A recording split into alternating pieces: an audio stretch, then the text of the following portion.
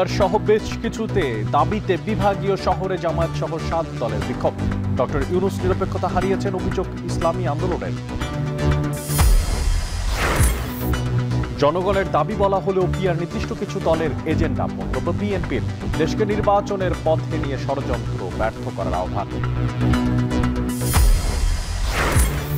বুয়েটের সনি হত্যায় সাজাপ্রাপ্ত টগর ছাড়া পেয়েই জড়ান অস্ত্র ব্যবসায়। ফের গ্রেফতারের পর র্যাবের জিজ্ঞাসাবাদে মিলেছে তথ্য, রিভলভার সহ 150 গুলি উদ্ধার।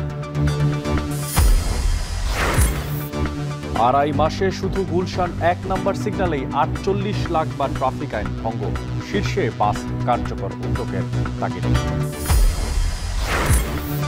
এবং ক্ষতি কাটিয়ে না উঠতেই শেরপুরে ফের বন্যা, মহারশী নদীর বাঁধ ভেঙে ঘরবাড়ি প্লাবিত, বৃষ্টি থামায় কমতে শুরু করেছে পানি।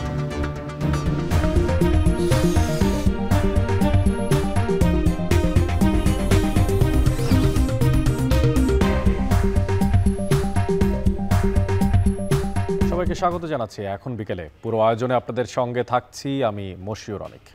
জামায়াতে ইসলামী নির্বাচনে প্লেইং ফিল্ডের যেই জন্য সরকারকে সব রকম সহযোগিতা করলেও ফ্যাসিবাদের দোসর একটি শক্তি তাতে বাধা দিয়ে যাচ্ছে বলে মন্তব্য করেছেন জামায়াতে ইসলামীর সেক্রেটারি জেনারেল মিয়া গোলাম পরোয়ার।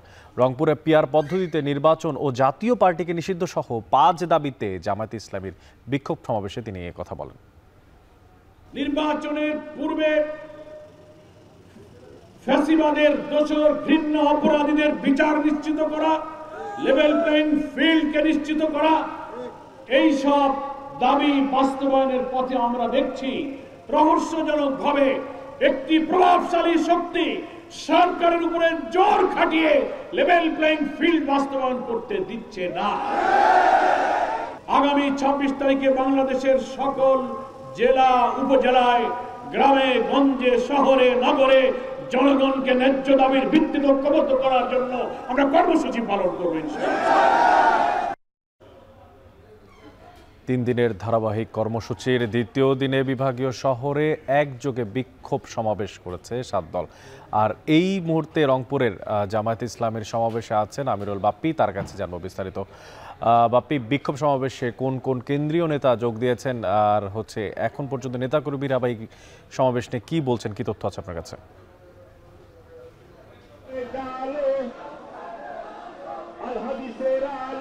অনেক রংপুর পাবলিক লাইব্রেরি মাঠে জামায়াতে ইসলামের যে বিক্ষোভ সমাবেশ সেটি মাত্র শেষ হয়েছে এবং এখান থেকে যে বিক্ষোভ মিছিলটি বের হওয়ার কথা ছিল সেটি এখন শুরু হয়ে গেছে। মিছিলটি এখানে বাংলাদেশ জামায়াতে ইসলামের সেক্রেটারি জেনারেল মিয়া গোলাম পরোয়ার তিনি প্রধান অতিথি হিসেবে বক্তব্য দিয়েছেন এবং তিনি বলেছেন যে এই পিয়ার পদ্ধতি সহ যে 5 দফা দাবি সেটি অবশ্যই মানতে হবে এবং তাদের সবথেকে গুরুত্বপূর্ণ যে দাবিটি সেটি হলো জুলাই সনদের ভিত্তিতে ফেব্রুয়ারিতেই আসলে নির্বাচন দিতে হবে এবং তিনি বলেছেন যারা নির্বাচন বাণিজ্য করতে পারবে না তারাই আসলে পিয়ার পদ্ধতি চাইছে না, এরকমটি তিনি মন্তব্য করেছেন এবং তিনি আরও মন্তব্য করেছেন যে বিদ্যমান কাঠামোতে যদি নির্বাচন হয় তাহলে আরেকটি ফ্যাসিবাদের জন্ম হবে, আরেকটি শেখ হাসিনার জন্ম হবে এবং একটি প্রভাবশালী গোষ্ঠী নির্বাচনের লেভেল প্লেইং ফিল্ড নিশ্চিত করতে দিচ্ছে না বলে তিনি মন্তব্য করেছেন এবং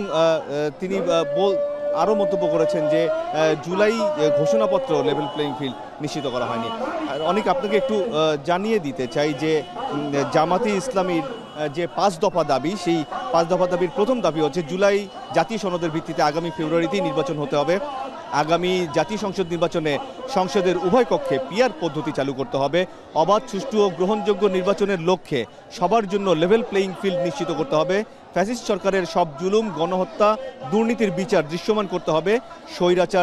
স্বৈরাচারের দোসর জাতীয় পার্টি ও 14 দলের কার্যক্রম নিষিদ্ধ করতে হবে। এই 5 দফা দাবিতেই মূলত বাংলাদেশ জামায়াতে ইসলামী সারা দেশে এই আন্দোলন করছে এবং তারই অংশ হিসেবে আজকে 7টি বিভাগীয় শহরে এই বিক্ষোভ সমাবেশ ও মিছিল অনুষ্ঠিত হচ্ছে, যার অংশ হিসেবে এই রংপুরে এটি হয়ে গেল। তো অনেক এই ছিল আমার কাছে রংপুরের পাবলিক লাইব্রেরি মাঠ থেকে সবশেষ অবস্থা। রংপুরে জামায়াতে ইসলামের যে সভা সেখান থেকে যুক্ত ছিলেন সহকর্মী আমিরুল বাপ্পি, জানাচ্ছিলেন বিস্তারিত। জুলাই জাতীয় সনদের ভিত্তিতে ফেব্রুয়ারিতে নির্বাচন সহ 5 দফা দাবিতে কেন্দ্র ঘোষিত কর্মসূচি অনুযায়ী ময়মনসিংহ বিক্ষোভ মিছিল আর সমাবেশ করছে বাংলাদেশ জামায়াতে ইসলামী। এ নিয়ে আরও তথ্য উপাত্ত জানানোর জন্য নগরীর রেলওয়ে কৃষ্ণচূড়া চত্বর থেকে যুক্ত হচ্ছেন ইমতিয়াজ আহমেদ। ইমতিয়াজ, নেতাকর্মীদের অংশগ্রহণ এই সভা ঘিরে কেমন দেখতে পাচ্ছেন, আর পাশাপাশি 5 দফা দাবিগুলো কি কি সে বিষয়গুলো আপনার থেকে আবারও জানতে চাই।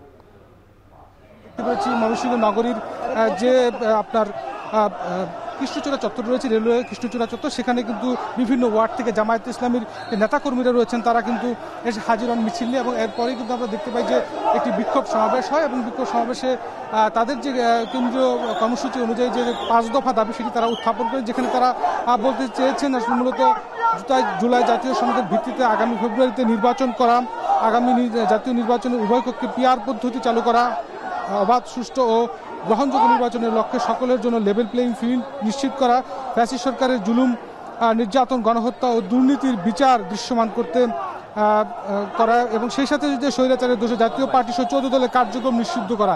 এবং আজকের এই সভায় যিনি প্রধান অতিথি হিসেবে উপস্থিত ছিলেন আমরা জানতে পেরেছি, তিনি অ্যাডভোকেট এহসানুল মাহবুব জুবায়ের, তিনি সহকারী সেক্রেটারি জেনারেল বাংলাদেশ জামায়াত ইসলামী। সেই সাথে এই জনসভার যিনি সভাপতি ছিলেন মাওলানা কামরুল এহসান এমরুল, এবং সেই সাথে অন্যান্য নেতৃবৃন্দরা ছিলেন কেন্দ্রীয় এবং মহানগরের যারা নেতৃবৃন্দ রয়েছেন জামায়াত ইসলামী, তারা ছিলেন। এবং আমরা দেখতে পাচ্ছি বিভিন্ন দাঁড়িপাল্লা সহ দলীয় প্রতীক এবং সেই সাথে জাতীয় পতাকা হাতে তারা নেতাকর্মীরা কিন্তু গাঙ্গিনাপার প্রদক্ষিণ শেষে নতুন বাজার টাউন হলে মিছিলটি শেষ করবেন। এবং তারা যে দাবিটি জানাচ্ছেন মূলত যে নির্বাচনের আগে জুলাইয়ের সনদটি তারা আইনের ভিত্তি চান এবং পিআর পদ্ধতিতে তারা নির্বাচন চান। এবং তারা জোর দিচ্ছেন যে নির্বাচনের আগে, ফেব্রুয়ারির আগে তারা পিআর পদ্ধতি এই বিষয়টি মীমাংসা করে তারপরে তারা আসলে নির্বাচনের দিকে হাঁটবেন, এমনটা কিন্তু তারা প্রত্যাশা করছেন। এবং এটি তারা সম্ভবত তারা বলছেন যে তারা বলার চেষ্টা করছেন যে পিআর পদ্ধতির যে নির্বাচন সেটি তারা আলোচনার মাধ্যমে সেটি ফয়সালা করতে পারবেন। এবং পরবর্তীতে তারা মূলত এই আলোচনার মধ্যে সবচেয়ে বেশি তারা জোর দিচ্ছেন এই পিআর পদ্ধতিতে নির্বাচনের বিষয়টি। এবং তারা বলছেন যে উন্নত বিশ্বের বিভিন্ন দেশে পিআর পদ্ধতি চালু রয়েছে এবং তার আলোকেই কিন্তু আসলে এই তারা পিআর পদ্ধতি দাবি করছেন। এবং বিভিন্ন নেতাকর্মীরা তারা বলছেন যে আসলে যে এমন কোনো তারা নির্বাচনী পদ্ধতি চান না যে পদ্ধতির ফলে ভবিষ্যতে আরও কোনো ফ্যাসিস্ট বা আরও কোনো স্বৈরাচারী শাসক এখানে তৈরি হয়। এবং সেই সাথে এই জুলাই বিপ্লবে অসংখ্য তরুণ প্রজন্মের যে আত্মদান হয়েছে এবং 30,000 মানুষ আহত হয়েছে এবং সেই আহতদের চিকিৎসা, পুনর্বাসন থেকে শুরু করে সব কিছু তারা নিশ্চিত করতে চান। এবং তারা বলতে চাচ্ছেন যে আগামীতে তারা নির্বাচিত হতে পারলে তারা একটি ন্যায়, ইনসাফ ভিত্তিক এবং অর্থনীতি দারিদ্র্যমুক্ত একটি বাংলাদেশ তারা আসলে গড়তে চান। আমরা দেখতে পাচ্ছি যে শত শত নেতাকর্মী, হাজারো নেতাকর্মী বিভিন্ন ওয়ার্ড থেকে তারা এসেছেন বিভিন্ন মিছিল নিয়ে এবং দলীয় পতাকা সহ, ব্যানার সহ, ফেস্টুন সহ, তারা দাঁড়িপাল্লাতে তাদের প্রতীক রয়েছে সেই প্রতীক নিয়ে তারা কিন্তু এগোচ্ছেন।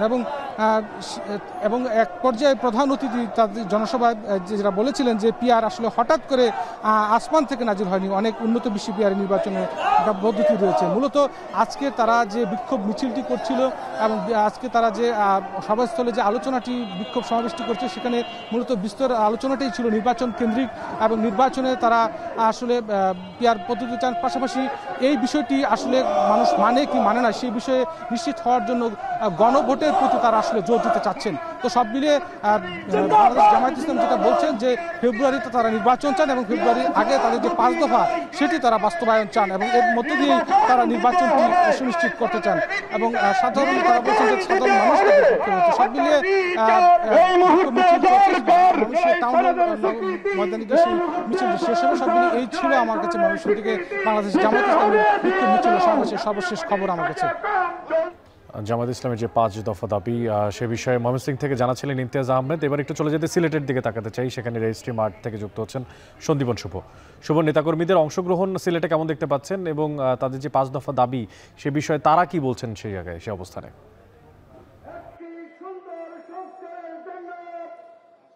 অনেক এই মুহূর্তে আমরা রয়েছি সিলেটের ঐতিহাসিক রেজিস্ট্রারি মাঠে এবং এখানে কিন্তু আজকে যেটি হয়েছে যে জুলাই সনদের আইনি ভিত্তি এবং পিআর পদ্ধতিতে নির্বাচনকে ফোকাস রেখে মোট 5টি দাবি নিয়েছে এসেছেন এখানকার জামায়াতের নেতাকর্মীরা।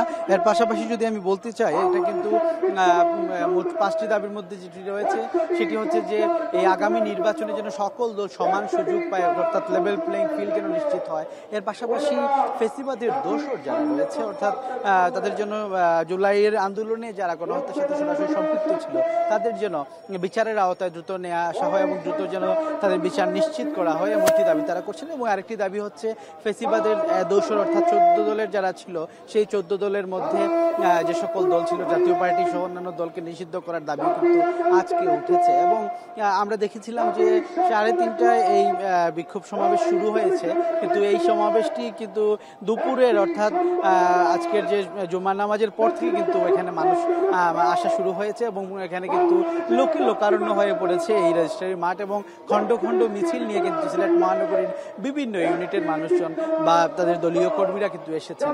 আজকের অনুষ্ঠানে সমাবেশে কিন্তু প্রধান অতিথি হিসেবে উপস্থিত থাকবেন বাংলাদেশ জামায়াত ইসলামীর কেন্দ্রীয় সহকারী secretary general doctor HM. Hamidur Rahman Azad এবং সিলেট মহানগরীর যিনি আমির রয়েছেন তার সভাপতিত্বে এই সমাবেশ অনুষ্ঠিত হবে। এবং এরপর কিন্তু একটি বিক্ষোভ মিছিল হওয়ার কথা রয়েছে।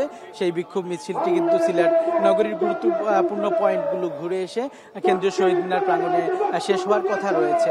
তবে যে বিষয়টি হয়েছে, এখানে বক্তব্য রাখছেন যারা, সেই বক্তারা বলছেন যে পিআর পদ্ধতিতে নির্বাচনের কোনো বিকল্প নেই, কারণ তাদের দাবি যে ফেসিবাদের উত্থান ঠেকাতে গেলে পিআর পদ্ধতিতে নির্বাচনের আর কোনো বিকল্প নেই এবং এইটি কিন্তু মূল প্রতিপাদ্য।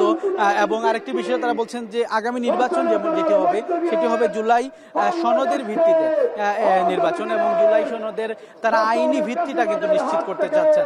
এবং এই মুহূর্তে আমরা দেখতে পাচ্ছি যে প্রধান অতিথি এই মুহূর্তে এসে উপস্থিত হয়েছেন এবং সিলেট এক আসন থেকে যিনি আগামীতে নির্বাচন প্রার্থী ঘোষণা করেছেন তিনিও এসে এখানে উপস্থিত হয়েছেন এবং অসংখ্য নেতাকর্মী কিন্তু ভিড় রয়েছে এই মুহূর্তে। তো এই ছিল আসলে জামাত ইসলামের বিক্ষোভ সমাবেশ থেকে আমার কাছে সর্বশেষ খবর। সিলেট থেকে যুক্ত ছিলেন সন্দীপন শুভ, যারা ছিলেন সেখানে জামায়াত ইসলামের যে 5 দফা দাবি এবং তাদের যে বিক্ষোভ তার সবশেষ খবরাখবর। দেখে ডক্টর মোহাম্মদ ইউনুস নিরপেক্ষতা হারিয়েছেন, আর এমনটাই মন্তব্য করেছেন ইসলামী আন্দোলনের আমির সৈয়দ মোহাম্মদ রেজাউল করিম। তিনি অভিযোগ করেন একটি দলের দিকে ঝুঁকে পড়েছেন ডক্টর মোহাম্মদ ইউনুস। এই সময় জুম্মার নামাজ শেষে বায়তুল মোকাররম মসজিদের সামনে প্রাথমিক বিদ্যালয়ে ধর্মীয় শিক্ষক নিয়োগের দাবিতে বিক্ষোভ সমাবেশে অংশ নিয়ে তিনি বলেন, 5 আগস্টের আগে আন্দোলন সংগ্রাম করেছি আমরা, এখন সুবিধা দেয়া হচ্ছে একটি নির্দিষ্ট দলকে, যা জনগণ মেনে নেবে না। এ সময় প্রাথমিক বিদ্যালয়ে গানের শিক্ষক নিয়োগ ভারতীয় সংস্কৃতি বলেও মন্তব্য করেন ধর্মীয় নেতা। তাই বাধ্যতামূলকভাবে প্রাথমিক বিদ্যালয়ে ধর্মীয় শিক্ষক নিয়োগ দেওয়ার দাবি ইসলামী আন্দোলনের। সমাবেশ শেষে বিক্ষোভ মিছিল নিয়ে বিভিন্ন সড়ক প্রদক্ষিণ করে ইসলামী আন্দোলনের নেতাকর্মীরা।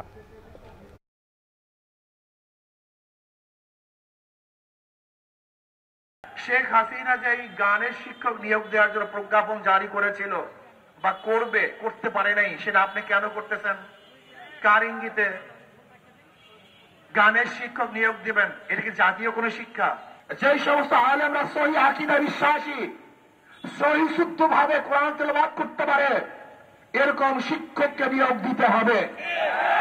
বাংলাদেশের 92% মুসলমানদের অর্থে পরিচালিত দেশের মধ্যে কোন অবস্থাতেই গানের শিক্ষক নিয়োগ দেওয়া যাবে না।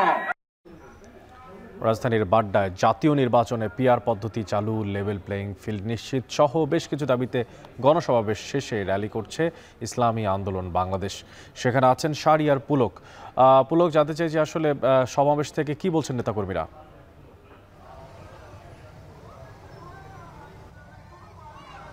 অনেক আজকে ঠিক নামাজের পরে কিন্তু ইসলামী আন্দোলন বাংলাদেশের একটি মহাসমাবেশ ছিল রাজধানীর যে বাড্ডার ইউলুপে। সেখানে কিন্তু ইসলামী আন্দোলন বাংলাদেশের যুগ্ম মহাসচিব ও ঢাকা 11 আসনের যে দলের মনোনীত প্রার্থী প্রিন্সিপাল মাওলানা শেখ ফজলে বারী মাসুদ তিনি উপস্থিত ছিলেন তার সাথে কিন্তু ইসলামী আন্দোলন বাংলাদেশের আমির মুফতি সৈয়দ মোহাম্মদ রেজাউল করিমও ছিলেন। তারা বক্তব্য শেষ করে, সমাবেশ শেষ করে এখানে যে ঢাকা 11 আসনে দলের মনোনীত প্রার্থী প্রিন্সিপাল মাওলানা শেখ ফজলে বারী মাসুদ তিনি কিন্তু বিশাল এক গাড়ি বহরে করে কিন্তু নিজের প্রচারণায় নেমেছেন। সেই প্রচারণায় কিন্তু তিনি বাড্ডা থেকে শুরু করে এই গাড়ি বহরটি এখন অবস্থান করছে রাজধানীর বনশ্রীতে। এর আগে বাড্ডা থেকে এই র্যালিটি শুরু হয়েছিল। র্যালিটি শুরু হয়ে তারা রামপুরা হয়ে বনশ্রী হয়ে, যতদূর আমরা জানি যে এখন মালিবাগ হয়ে আবারও এই যেখানে সমাবেশ হচ্ছিল অর্থাৎ বাড্ডার ইউরোপে, সেখানে কিন্তু যে শেষ হবে। আমি একটু ছোট করে আপনার মাধ্যমে দর্শকদের জানাই দিতে চাই যে তিনি কিন্তু আজ সমাবেশে বেশ কিছু কথা উপস্থাপন করেছেন। সেখানে তিনি বলেছেন যে পিআর বা প্রফেশনাল রিপ্রেজেন্টেটিভ পদ্ধতির মাধ্যমে কিন্তু তারা যে আসন্ন ভোট নির্বাচন ব্যবস্থা সেটি চায়। তারা বলছেন যে ইসলামী আন্দোলনের নেতারা যারা আছেন তারা বর্তমানে নির্বাচন ব্যবস্থা জনগণের যে প্রকৃত ভোট সেটা প্রতিফলিত করে না, যে কারণে ছোট ছোট যে দলগুলো সেটা তারা কিন্তু বারবার বঞ্চিত হচ্ছে। তাই তারা এখন চাচ্ছে যে পিআর পদ্ধতিতে নির্বাচন হোক, যেটি হচ্ছে ভোটের মূল্য সমানভাবে প্রতিফলিত করতে পারবে সংসদে। এরপরে তিনি কিন্তু বলেছেন যে লেভেল প্লেইং ফিল্ডের কথাও তিনি নিশ্চিত করার দাবি করেছেন। সেখানে তিনি অভিযোগ করেছেন যে বিগত কয়েকটি নির্বাচনে সরকারি দল আর বিরোধী দলের সমান সুযোগ ছিল না, তিনি কিন্তু এটি উপস্থাপন করেছেন। এছাড়া আমি যদি বলি এই সমাবেশে আরও বিগত আওয়ামী লীগ সরকারের যে গণহত্যা তারা চালিয়েছিল সেই গণহত্যারও তারা বিচার দাবি করেছে এবং স্বাধীনতার পর থেকে দেশে যে ঘটে গেছে নানা ধরনের হত্যাকাণ্ড সেই বিষয়েও কিন্তু তিনি বর্তমান সরকারের কাছে তিনি এইসব হত্যার বিচার চেয়েছেন। এখন আমরা দেখতে পাচ্ছি যে বনশ্রী থেকে বের হয়ে রামপুরার যে ডিআইটি সড়কটি রয়েছে সেই সড়কে কিন্তু এই র্যালিটি অবস্থান করছে এবং তিনি কিন্তু প্রথম থেকেই প্রচারণা চালিয়ে যাচ্ছেন। যেখানে যারা আছেন রাস্তায় যাদেরকে দেখছেন তাদেরকে কিন্তু হাত পাখা মার্কায় ভোটটি দেওয়ার জন্য অনুরোধ করছেন। এছাড়া যদি বলতে চাই বিশেষভাবে যে আলোচনা করেছেন তিনি বিশেষ ট্রাইব্যুনাল গঠনেও কিন্তু তিনি দাবি তুলেছেন। সেখানে বলেছেন যে ভারতীয় তাবেদার এবং ফ্যাসিবাদের দোসর হিসেবে যারা যে আওয়ামী লীগ বা জাতীয় পার্টি বা 14 দল ছিল তাদের বিচার শেষ করে বিশেষ ট্রাইব্যুনালে নিতে হবে এবং তাই নয় বিচার চলাকালীন এসব দলের রাজনৈতিক কার্যক্রম নিষিদ্ধ করার দাবি তিনি জানিয়েছেন। অনেক এখন আমরা রয়েছি রামপুরা থেকে কিন্তু এই র্যালিটি আবারও যাবে বাড্ডা হয়ে মালিবাগ হয়ে ঘুরে বাড্ডায় যে আবার এই র্যালিটি শেষ হবে। তো এই ছিল আমার কাছে সর্বশেষ অনেক রাজধানী রামপুরা থেকে। শাহরিয়ার পুলকযুক্ত ছিলেন ইসলামী আন্দোলন বাংলাদেশের যেই র্যালি সেই র্যালি থেকে সবশেষ জানাচ্ছিলেন। এদিকে পিআর পদ্ধতিতেই নির্বাচন আয়োজন করতে হবে বলে জানিয়েছেন ইসলামী আন্দোলন চট্টগ্রাম মহানগরের নেতারা। তারা জানান নতুন বাংলাদেশ গড়ার জন্যই জুলাই বিপ্লব হয়েছে, ফলে যে নির্বাচন সেই নির্বাচন করার কোনো সুযোগই নেই। যতক্ষণ পর্যন্ত পিআর পদ্ধতিতে একটি সুষ্ঠু নিরপেক্ষ নির্বাচন প্রদান করা হবে না ততক্ষণ পর্যন্ত ইসলামী আন্দোলন বাংলাদেশ রাজপথে থাকবে। পিআর পদ্ধতির নির্বাচন, প্রয়োজনীয় সংস্কার এবং আগামী জুলাই আন্দোলন হত্যাকাণ্ডের বিচারের দাবিতে আজকের এই সমাবেশ। পিআর পদ্ধতির নামে দেশে অস্থিতিশীলতা সৃষ্টির চেষ্টা চলছে, এমনটাই অভিযোগ করেছেন বিএনপির স্থায়ী কমিটির সদস্য ডাক্তার AZM জাহিদ হোসেন। তিনি বলেন জনগণের দাবি বলা হলেও পিআর কিছু দলের এজেন্ডা। এদিকে দলটির ভাইস চেয়ারম্যান শামসুজ্জামান দুদু বলেছে দেশকে নির্বাচনের রাস্তায় নিয়ে গেলে সব ধরনের যে ষড়যন্ত্র তা ব্যর্থ হয়ে যাবে। বিস্তারিত দেখবেন প্রতিবেদনে। দেশের রাজনীতিতে এখন নির্বাচনের সমান্তরালেই চলছে পিআর পদ্ধতির দাবি। এ নিয়ে মুখোমুখি অবস্থানে বিভিন্ন রাজনৈতিক দল। জনগণের সমর্থিত নির্বাচিত সরকার এমন প্রেক্ষাপটে শুক্রবার সকালে রাজধানী বিএমএ মিলনায়তনে ফার্মাসিউটিক্যাল রিপ্রেজেন্টেটিভ অ্যাসোসিয়েশনের জাতীয় সম্মেলনে বিএনপির স্থায়ী কমিটির সদস্য ডক্টর AZM জাহিদ হোসেন বলেন, গণতন্ত্রকে শক্তিশালী করতে হলে পিআর কার্যকরী পদক্ষেপ হবে না। দেশকে একটা অরাজকতার দিকে নিয়ে যেতে চাচ্ছি। বাস্তবসম্মত না হলেও পিআর পদ্ধতির মতোই অযৌক্তিক দাবির মাধ্যমে দেশ অস্থিতিশীলতার সৃষ্টি চলছে বলেও অভিযোগ করেন তিনি। বলেন, জনগণ দাবির কথা বলে দলীয় এজেন্ডা চাপিয়ে দেওয়া হচ্ছে। এখন যতই নির্বাচন ঘনিয়ে আসছে, ঐক্যমতের আলোচনা শুরু হয়েছে, চলতেছে, তখন আমরা দেখলাম কেউ কেউ পিআর নিয়ে রাস্তায় নামতেছেন, প্রোগ্রাম করতেছেন। দ্যাটস গুড, প্রোগ্রাম করা ভালো, জনগণকে সচেতন করা ভালো, কিন্তু এর অর্থ এই না যে আপনি এক ধরনের কর্তৃত্ববাদিতা, আপনার মতামত জনগণের নাম বলে জনগণের অনুমতি না নিয়ে চাপিয়ে দিবেন। কোনো অবস্থাতেই গণতান্ত্রিক আচরণ নয়। এদিকে দুপুরে জাতীয় প্রেস ক্লাবের সামনে নির্বাচন বানচালের ষড়যন্ত্রের প্রতিবাদে প্রতীকী যুব সমাবেশ করে বাংলাদেশ নাগরিক অধিকার আন্দোলন। সেখানে বিএনপির ভাইস চেয়ারম্যান শামসুজ্জামান দুদু বলেন, দেশকে নির্বাচনের রাস্তায় নেওয়া গেলে সব ষড়যন্ত্র ব্যর্থ হয়ে দেশের পরিস্থিতি স্বাভাবিক হবে। দেশ থেকে পালিয়ে গিয়ে ভারতে বসে শেখ হাসিনা এখন নানাভাবে নির্বাচন ঠেকানোর চেষ্টা করছে বলেও মন্তব্য করেন তিনি। নির্বাচনের ঘোষণা যদি আসে আর যেহেতু এদিক ওদিক একটু বিশৃঙ্খল বলেন আর অস্থিরতা কেটে যাবে, যেই মাত্র দেশকে নির্বাচনের রাস্তায় নামানো যাবে সেই মাত্র বাংলাদেশের স্বাভাবিক অবস্থা শুরু হবে এবং নির্বাচনের মধ্য দিয়ে বাংলাদেশের নাগরিককে তার রাজত্ব ফিরিয়ে দাও, মানে ভোটাধিকার ফিরিয়ে দাও, তার অধিকার ফিরিয়ে দাও, এটা সম্ভব হবে। সুষ্ঠু নির্বাচন অনুষ্ঠিত হলে বিএনপি ক্ষমতায় আসবে মন্তব্য করে সকল ষড়যন্ত্র মোকাবেলায় সবাইকে ঐক্যবদ্ধ থাকার আহ্বান জানান শামসুজ্জামান দুদু।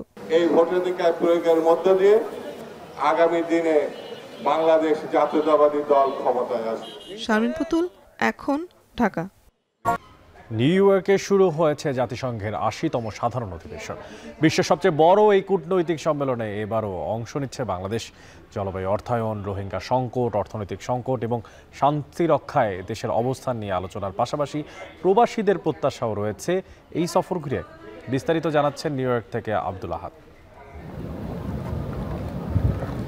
জাতিসংঘের সাধারণ অধিবেশনের ৮০তম পর্ব শুরু হয়েছে এমন এক সময়ে যখন বিশ্ব একাধিক সংকটে বিপর্যস্ত। জলবায়ু পরিবর্তন, খাদ্য ও জ্বালানি নিরাপত্তা, অর্থনৈতিক বৈষম্য আর যুদ্ধের অভিঘাতে ক্রমেই জটিল হয়ে উঠছে বৈশ্বিক পরিস্থিতি। এই বাস্তবতায় বাংলাদেশের অবস্থান এবার আগের চেয়েও বেশি কৌশলগত। এবারের অধিবেশনে বাংলাদেশের পক্ষ থেকে জলবায়ু অর্থায়নের প্রতিশ্রুতি বাস্তবায়ন, রোহিঙ্গা সংকটের টেকসই সমাধান, অর্থনৈতিক বৈষম্য, ঋণ সংকট মোকাবেলায় বৈশ্বিক সমন্বয় এবং শান্তিরক্ষা মিশনে বাংলাদেশের ভূমিকার আন্তর্জাতিক স্বীকৃতি বিষয়কে সর্বোচ্চ অগ্রাধিকার দেওয়া উচিত বলে মনে করেন বিশিষ্টজনরা। প্রতিবারই মিয়ানমারের পক্ষ থেকে বলা হয় যে তারা তাদের নাগরিকদেরকে ফেরত নেবে। সর্বশেষ ১,৮০,০০০ রোহিঙ্গাকে ফেরত নেওয়ার জন্য একটি আশ্বাস প্রদান করেছিল জান্তা সরকার, কিন্তু সেটি আসলে কোনো কার্যকর পদক্ষেপ তারা নিচ্ছে না। এটিকে বাস্তবায়ন করবার জন্য তারা নানানভাবে তালবাহানা করছে এবং পরিস্থিতি এখন এমন একটি পর্যায়ে গেছে যে এই দ্বিপাক্ষিক আলোচনার মধ্য দিয়ে এই সংকটটি সমাধান করা আসলে আমার ধারণা সম্ভব নয়। এবারও বিশেষ গুরুত্ব পাচ্ছে রোহিঙ্গা ইস্যু। ৮ বছর ধরে ১১ লাখেরও বেশি রোহিঙ্গাকে আশ্রয় দিয়ে বাংলাদেশ বিশ্বে মানবিকতার উদাহরণ তৈরি করেছে। তবে টেকসই সমাধান ছাড়া এই সংকট কেবল আন্তর্জাতিক নিরাপত্তার জন্যই নয়, দেশের উন্নয়ন কাঠামোর জন্য হুমকি হয়ে উঠেছে। এই বিষয়টি ৩০ সেপ্টেম্বরের রোহিঙ্গা সম্মেলনে সমাধান আসবে বলেও প্রত্যাশা প্রবাসীদের। যেহেতু আলোচনায় বসবেন, আমাদের বাংলাদেশ থেকে তো এটা রোহিঙ্গাদের প্রত্যাবর্ষণ করার জন্য বারবার বলা হচ্ছে, কিন্তু কালক্ষেপণ করা হচ্ছে, সেটা কোনো উদ্যোগ নেওয়া হচ্ছিল না। আমি আশাবাদী যে এবার একটা উদ্যোগ নেওয়া হবে।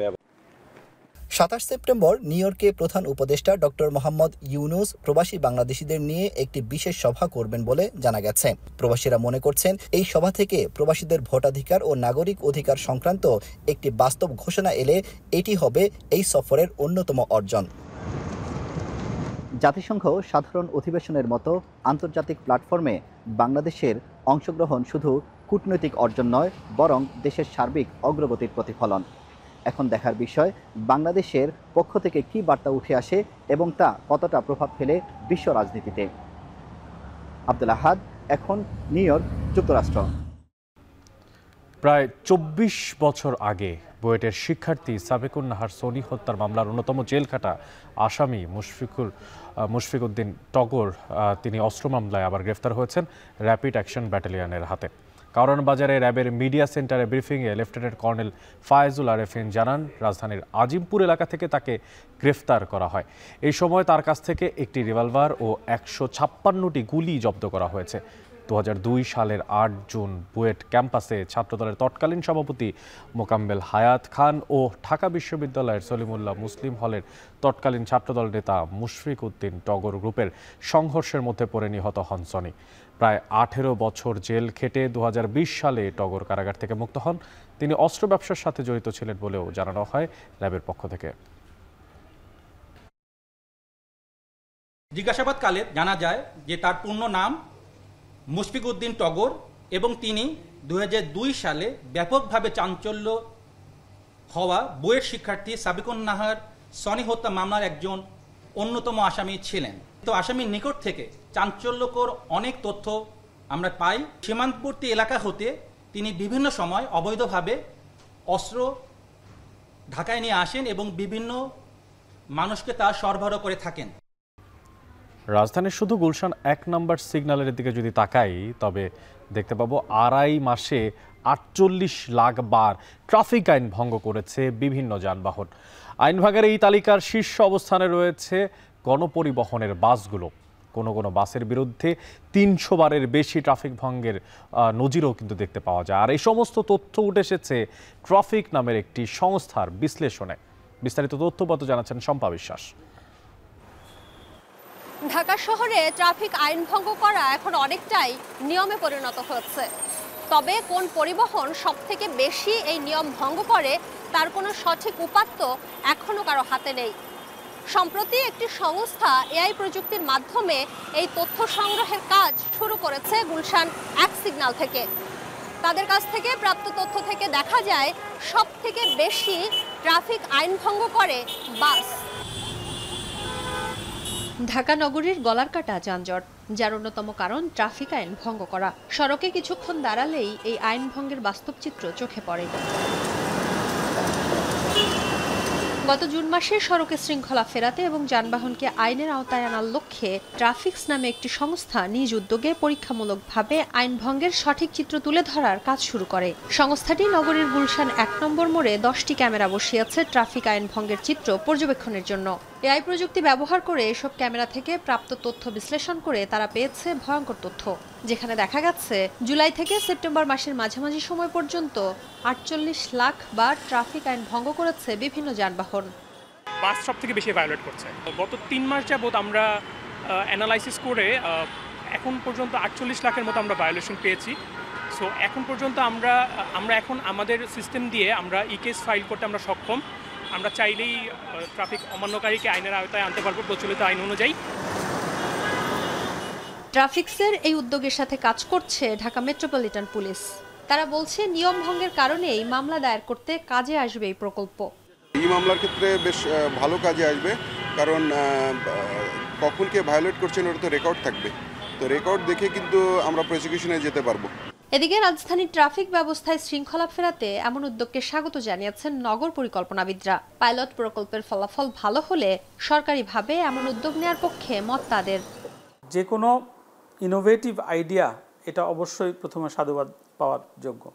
ঢাকা শহরের মতো একটা জায়গায় এখানে সরকারি সংস্থার বাইরে বেসরকারি এবং ব্যক্তি পর্যায়ে এমন অনেক ব্রিলিয়েন্ট লোক আছে যারা কাজ করে। তারা নতুন নতুন এরকম প্রযুক্তি নির্ভর আইডিয়া নিয়ে আসে যেগুলো খুব কার্যকর হতে পারে। কয়েকটি ইন্টারসেকশনে এগুলোর প্রয়োগ করা যেতে পারে পাইলট বেসিসে, এবং তার যে লার্নিং সেটাকে কাজে লাগিয়ে পরবর্তীতে আর একটু ওয়াইডার স্কেলে যেতে পারে। বিভিন্ন সময় রাজধানীর ট্রাফিক আইন কার্যকর নিয়ে উদ্যোগ নিয়েছে নানান সংস্থা, তবে সমন্বয়হীনতার অভাবে ভেস্তে গেছে সেসব উদ্যোগ। তাই নগর পরিকল্পনাবিদদের পরামর্শ, ট্রাফিক ব্যবস্থাপনায় নতুন প্রকল্পকে স্বাগত জানানো এবং সেগুলো বাস্তবায়নে জোর দেয়া। শম্পা বিশ্বাস, এখন ঢাকা। পবিত্র ঈদে মিলাদুন্নবী উপলক্ষে রাজধানীতে শুকরানা মিছিল করেছে শিয়া সম্প্রদায়ের মুসল্লিরা। শুক্রবার দুপুরে হোসেনি দালান থেকে এই মিছিল শুরু হয়। মিছিলে পতাকা, ফেস্টুন ও প্লাকার্ড হাতে মহানবী হযরত মুহাম্মদ সাল্লাল্লাহু আলাইহি সাল্লামের বর্ণাঢ্য জীবনের প্রশংসায় স্লোগান দেন অংশগ্রহণকারীরা। বক্তারা সাম্প্রদায়িকতা থেকে বেরিয়ে এসে শান্তি, সৌহার্দ্য ও সম্প্রীতির বার্তা ছড়িয়ে দিতে আহ্বান জানান। মিছিলে শিয়া সম্প্রদায়ের নানা বয়সী নারী পুরুষ অংশ নেন। তারা জানান, বিশ্ব মানবতার মুক্তির বার্তা তুলে ধরাই এই মিছিলের মূল উদ্দেশ্য। এরপর মিছিলটি রাজধানীর বিভিন্ন গুরুত্বপূর্ণ সড়ক প্রদক্ষিণ করে জাতীয় প্রেস ক্লাব অতিক্রম করে ফের পুরান ঢাকায় গিয়ে শেষ হয়।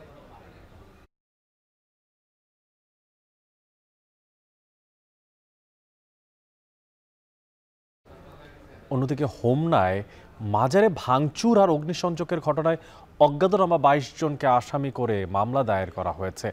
বৃহস্পতিবার গভীর রাতে হোমনা থানায় এই মামলা দায়ের করা হয়।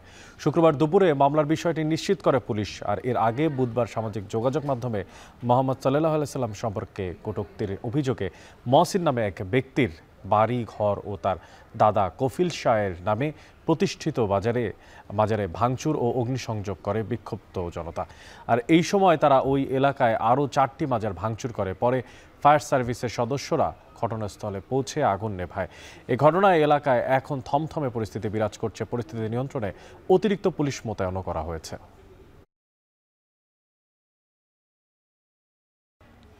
গেল বছরের বন্যার ক্ষতি কাটিয়ে না উঠতেই শেরপুরে ফের দেখা দিয়েছে বন্যা। কয়েকদিনের টানা ভারী বর্ষণ আর উজানের ঢলের চাপে মহারশী নদী বাঁধ ভেঙে প্লাবিত হয়েছে বেশ কিছু ঘরবাড়ি। তবে সকাল থেকে বৃষ্টি কমায় কমতে শুরু করেছে পানি। এ নিয়ে বিস্তারিত জানাতে শেরপুরের ঝিনাইগাতি সদর থেকে আমাদের সঙ্গে যুক্ত আছেন জাহিদুল খান সৌরভ। সৌরভ, বন্যার ক্ষয়ক্ষতির চিত্র কেমনটা দেখতে পাচ্ছেন সেখানে, আর এই মুহূর্তের সবশেষ পরিস্থিতি কি জানতে চাই আপনার মাধ্যমে?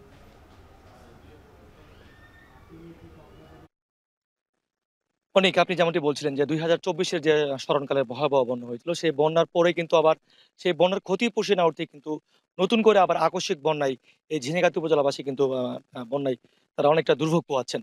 তো আমরা সকাল থেকে ফলো করছিলাম যে বিভিন্ন বিষয়গুলি। তো এখানে স্থানীয় যারা রয়েছেন তাদের সাথে আমার কথা হয়েছে। স্থানীয় যারা ক্ষতিগ্রস্ত পরিবার রয়েছেন তারা আমাদেরকে জানিয়েছেন যে প্রতি বছর এই মহারশী নদীর যে শহররক্ষা বাঁধ, সে বাঁধটি কিন্তু ভেঙে যায় এবং এই বাঁধ ভেঙেই কিন্তু এই পানি লোকালয়ে প্রবেশ করে এবং এই লোকালয়ে প্রবেশ করার পরেই কিন্তু তারা এই বিভিন্ন আংশিক এবং দীর্ঘমেয়াদী ক্ষতির সম্মুখীন তারা হন।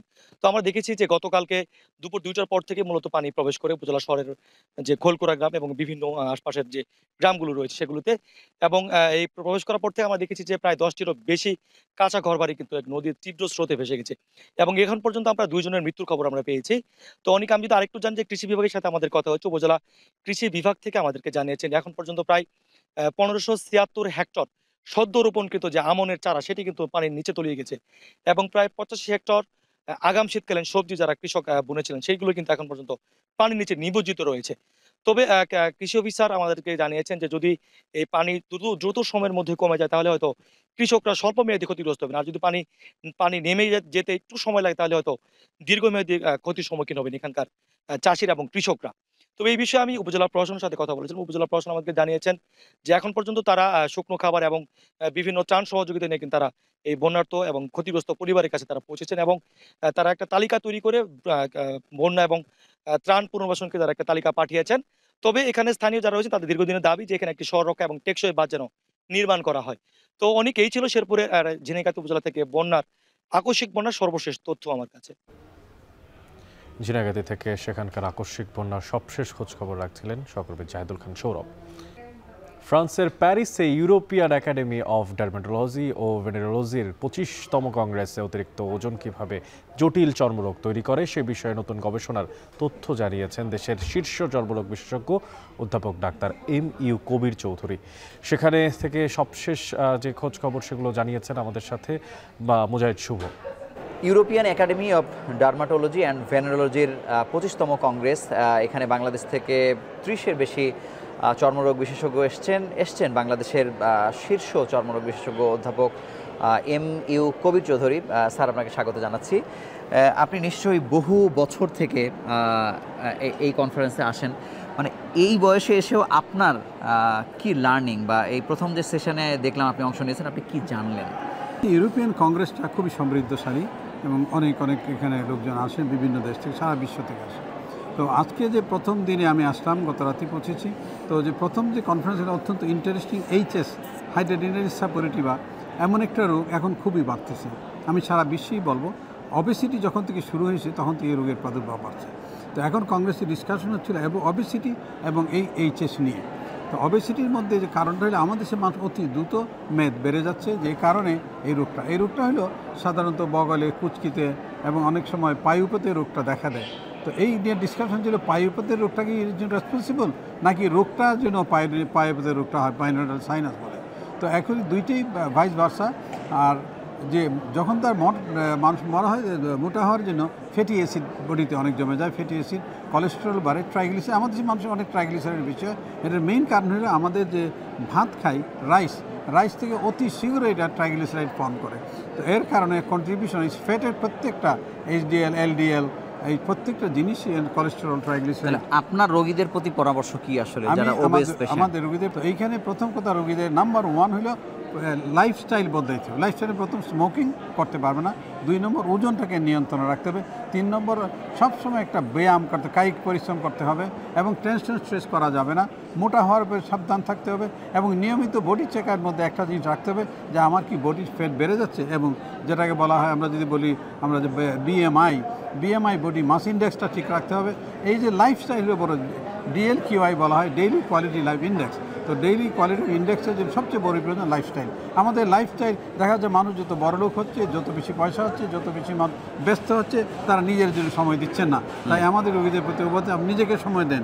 আপনি 8 ঘন্টা কাজ করেন, 16 ঘন্টা কাজ করেন, নিজেকে কমপক্ষে দিনে 1-2 ঘন্টা সময় দেন। এই সময় দিয়ে আপনি পরিত্রাণ পাবেন সব রোগ থেকে, এইচএস সহ যত রোগ হয় এবং কঠিন চর্মরোগ থেকে আপনি রক্ষা পাবেন। স্যার আপনাকে ধন্যবাদ। আমরা জানি যে ওবেসিটি এটিকে রোগ হিসেবে ঘোষণা করেছে বিশ্ব স্বাস্থ্য সংস্থা, এবং এটি যে চর্মরোগের কারণ এবং মানুষের জীবনকে যে অনেক বেশি ঝুঁকির মধ্যে ফেলে দেয়, সেটি আজকের সেশনে স্যার জেনে আমাদের জানালেন। এই ছিল এখানকার সবশেষ খবর। এই ছিল এখন বিকেলের আয়োজনে। এখন টেলিভিশন ওয়েবসাইটে দেখতে ভিজিট করুন www.ekhon.tv। এছাড়া এখন টেলিভিশন ফেসবুকে দেখতে ভিজিট করুন facebook.com/tv.ekhon এবং ইউটিউবে এখন টেলিভিশন দেখতে ভিজিট করুন youtube.com/c/ekhon tv।